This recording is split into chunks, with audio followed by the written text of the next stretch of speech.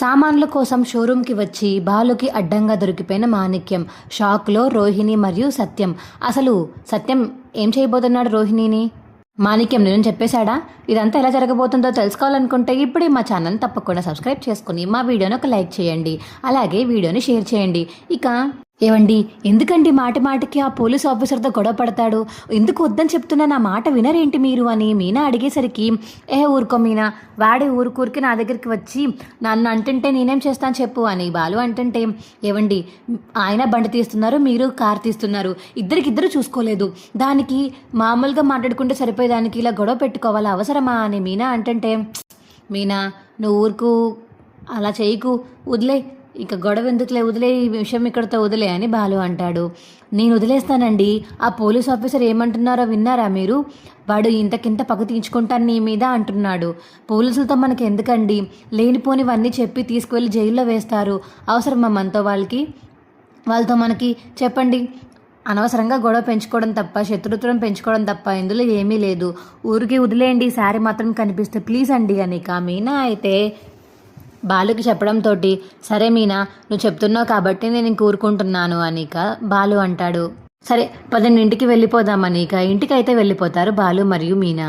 ఏంటన్నా ఎక్కడికి రెడీ అవుతున్నావు అని బాలు సత్యం అడిగేసరికి, ఏం లేదురా, షోరూమ్ దగ్గరికి వెళ్ళి చాలా రోజులైంది కదా, ఈ మనోజ్ గారు డీలర్స్ అందరికీ డబ్బులు ఇచ్చాడో లేదో, అసలు షోరూంలో వ్యాపారం ఎలా ఉందో లేదో చూద్దామని వెళ్తున్నాను అంతే, ఖాళీగా ఉన్నాను కదా అని చెప్పి సత్యం అంటుంటే, మీరెందుకు అక్కడికి, అయినా అది మనోజ్ గారి షోరూమ్ కదా, మీరు వెళ్ళి అక్కడ ఏం చేస్తారేంటి అని ప్రభావతి అంటుంటే, ఇంకా రాలేదేంటా అనుకున్నాను, వచ్చావా లక్షావతి, నీ లక్షలు మింగిన కొడుకు, ఆ లక్షలు ఎవరివో కాదు, అవి నాన్నవి, ఆ లక్షలు మింగే వెళ్ళి షోరూమ్ కొన్నాడు.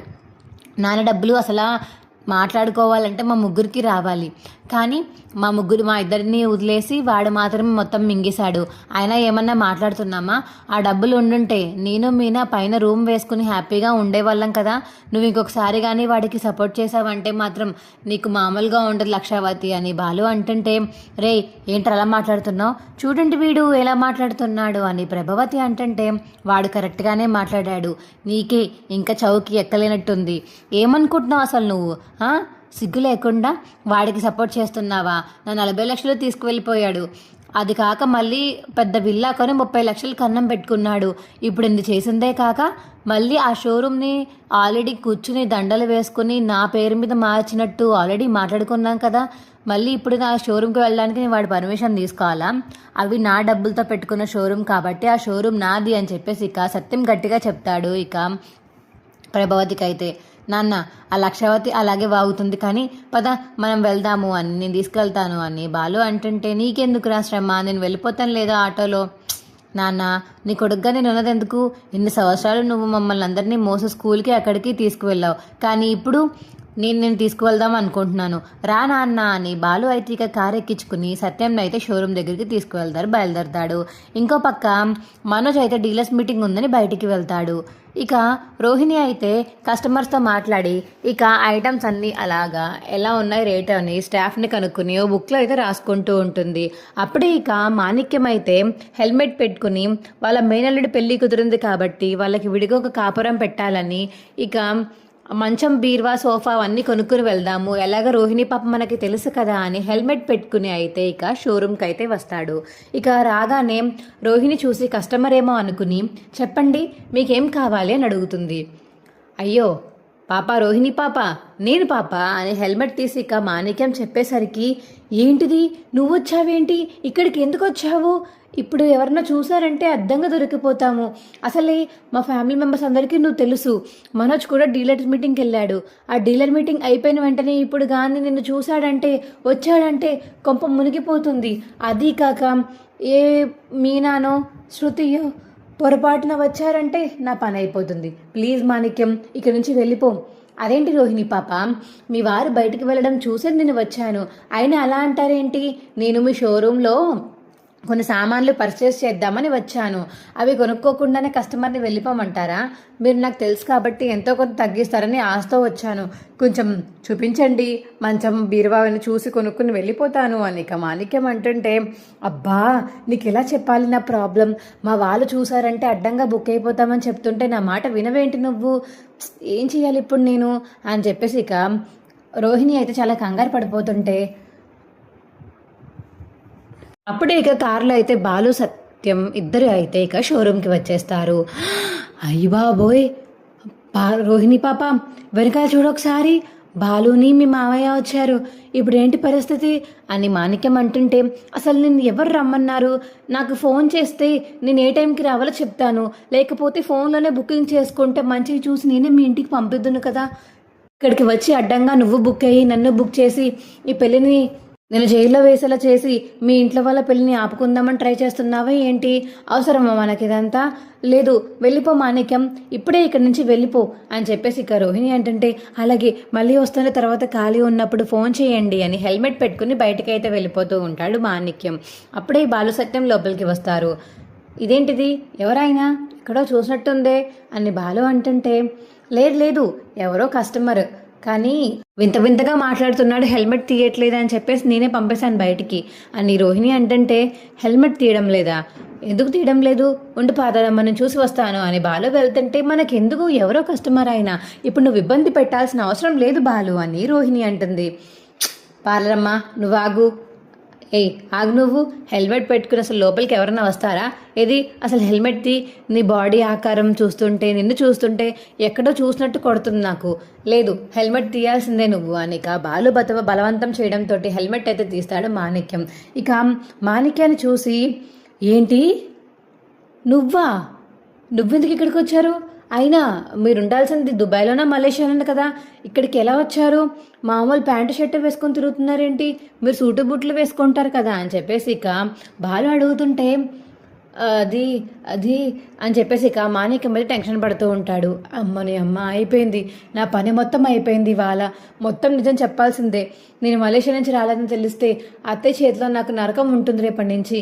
మీనాని ఎంతలా టార్చర్ పెడుతున్నారో అంతకి రెట్టింపుగా నన్ను టార్చర్ పెడతారు. ఎందుకంటే నా తరపున నా అన్న వాళ్ళు ఎవరూ లేరు. అత్తయ్యకి ఇంత బంగారం కానీ ఇంత డబ్బు కానీ ఇచ్చే వాళ్ళు ఎవరూ లేరు. నేనే మొత్తం తీసుకొచ్చి ఇవ్వాలి కాబట్టి నన్ను ఇంకా ద్వేషిస్తారు ఆవిడ. దేవుడా, ఈ గండం నుంచి నువ్వే కట్టెక్కించాలి అని ఇక రోహిణి అయితే మనసులో అనుకుంటూ ఉంటుంది. అప్పుడే ఇంకా మాణిక్యం చెప్తాడు, ఏం లేదు, ఇక్కడ ఆల్రెడీ మలేషియాలో మా అన్నయ్య చనిపోయారు కదా, దానికని నేను రోహిణి పాప ఎలా ఉందో చూద్దాం, తను నన్ను మళ్ళీ చూస్తే ఎమోషనల్గా ఫీల్ అవుతుంది అని హెల్మెట్ పెట్టుకుని వచ్చాను. కానీ తనతో మాట్లాడకుండానే వెళ్ళిపోతున్నాను.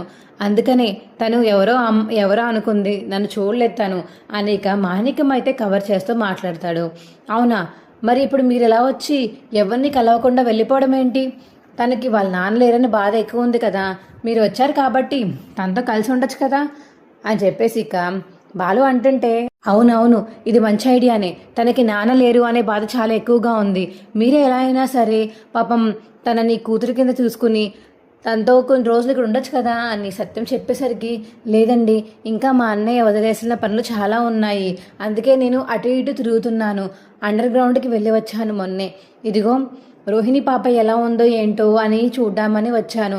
మా అన్నయ్య అప్పటికీ చెప్పాడు, రోహిణిని జాగ్రత్తగా చూసుకోమని చెప్పారు.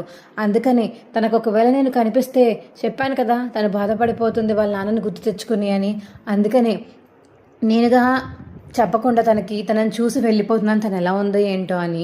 ఇక మాణిక్యం మరి చెప్తాడు, మావయ్య ఎందుకు మావయ్య నేనంటే మీకు ఇంత ప్రేమ అని ఇక కావాలని రోహిణి అయితే ఇంక యాక్టింగ్ స్టార్ట్ చేస్తుంది మాణిక్యంతో పాటు. ఇదంతా చూస్తుంటే తేడా కొడుతుండే, అసలు నిజంగానే వీడు మలేషియా నుంచి వచ్చాడా లేకపోతే పక్కన ఊరు నుంచి వచ్చినట్టు ఉంది. అయినా హెల్మెట్ పెట్టుకుని వచ్చాడంటే ఏ బండి మీద రావాల్సిందే కదా ఖచ్చితంగా. ఇంత డబ్బున్న వాళ్ళు ఇలాంటి బయట హీరో హోండా బండ్ల మీద తిరుగుతారా?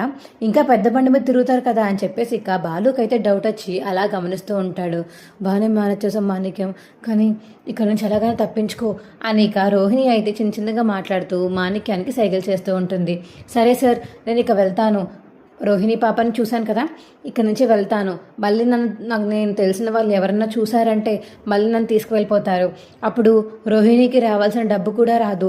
ఎలాగైనా సరే ఫైట్ చేస్తున్నాను మలేషియాలో. నేను డబ్బులు ఎలాగైనా సరే మాకు తిరిగి ఇవ్వాలని, ఆస్తి మొత్తం రోహిణి పేరు మీదకి మార్చాలని ఎలాగో ఫైట్ చేస్తున్నాను. ఇక వెళ్తాను అని పట్టణకొట్టు మాణిక్యం అక్కడి నుంచి వెళ్ళిపోతాడు. నాన్న, నీకు ఇది చూస్తుంటే ఏదైనా నమ్మశక్యంగా అనిపిస్తుందా అని బాలు అయితే సత్యం దగ్గరికి వెళ్ళి అడుగుతుంటే, లేదురా, నాకు నమ్మశక్యంగా అనిపించట్లేదు, అసలు నమ్మబుద్ధి కూడా కావట్లేదు. తను ప్యాంటు షర్టు చూస్తుంటే ఇక్కడిక్కడ తిరుగుతున్నాడు అనిపిస్తుంది. కానీ ప్యాంటు షర్టు చూసి అంచనా వేయలేం కదా, నిజంగానే అండర్ గ్రౌండ్లో ఉన్నాడేమో, ఎవరివన్నా తెలియకుండా ఉండడం కోసమని అలాంటి బట్టలు వేసుకుని తిరుగుతున్నాడేమో. సర్లే, నీకు అన్ని అనుమానం ఏంట్రా, నీ అనుమానం నాకు కట్టిస్తున్నావు, వదిలే అని ఇక సత్యం అంటాడు. అమ్మా, మావయ్య గారికి ఎలాగైనా అనుమానం పోయింది, కానీ బాలుకి దొరికామంటే ఖచ్చితంగా అనుమాన పడుతూనే ఉంటాడు. ఇప్పుడు ఏం చేయాలి దేవుడా అని చెప్పేసి ఇక రోహిణి అయితే మనసులో అలా అనుకుంటూ ఉంటుంది. సర్లే కానీ మనోజ్ చేయడమ్మా డీలర్స్ మీటింగ్కి వెళ్ళారు మావయ్య అనిక రోహిణి చెప్తుంది సత్యంకి. నాకేదో తేడా కొడుతుంది ఖచ్చితంగా. అసలు వీడు అసలు మలేషియా నుంచి వచ్చాడో లేదో, లేకపోతే పాలరమ్మ డబ్బులు ఇచ్చి వాడిని నాటకం ఆడేలా చేసిందో లేదో తెలుసుకుంటాను అని చెప్పేసి ఇక బాలు అయితే మనసులో గట్టిగా ఫిక్స్ అవుతాడు. మా వీడియో మీకు ఎలా అనిపించిందో కింద కామెంట్ సెక్షన్లో తెలియచేయండి. మా వీడియో కనుక నచ్చితే మా వీడియోని లైక్ చేసి తప్పకుండా మా ఛానల్ని సబ్స్క్రైబ్ చేసుకుని పక్కనే ఉన్న గంట సింబల్ మీద క్లిక్ చేసి నోటిఫికేషన్స్ ఆల్లో పెట్టుకోండి. అప్పుడే మేము చేసే వీడియోలు మీకు రోజు వస్తుంటాయి. ఈ వీడియోని చివరి వరకు మిస్ కాకుండా చూసినందుకు చాలా చాలా ధన్యవాదములు. Bye friends.